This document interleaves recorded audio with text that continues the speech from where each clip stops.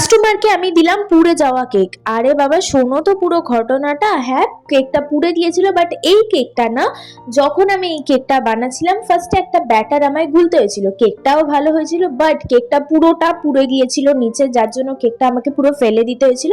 And next time আমাকে আবার একটা ব্যাটার গুলে কেক বানাতে হয়েছিল, আর সেই কেকটা একদম পারফেক্ট হয়েছিল। আর আজকে আমার এই কেকটা অর্ডার এসেছিল সায়নের কাছ থেকে। তো সায়ন আমাকে বলেছিল একটা হোয়াইট ফরেস্ট কেক বানিয়ে দিতে, আর এটা ছিল 1/2 পাউন্ডের মধ্যে। তোমরা আমাকে অনেকেই বলো না যে তোমার তো কোনো খাটনি নেই, শুধু ভিডিওতে দেখিয়ে দেখিয়ে নাচ করো। আমি কোথায় নাচ করি বলো তো? আমি কোথাও নাচ করি না। আর এটা আমার কাজ ভাই, কেক বানানো এত ইজি কাজ না। হ্যাঁ, যদি তুমি সেটাকে ভালোবেসে করো তাহলে প্রত্যেকটা কাজই ইজি বলে মনে হয়। বাট সত্যি বলছি, একটা কেক যখন পুড়ে যায় না, পুরো মানে এনার্জিটাই মনে হয় লস হয়ে যায়, যে কি হচ্ছে, কি আর কেন হচ্ছে আমার সাথে এরকম।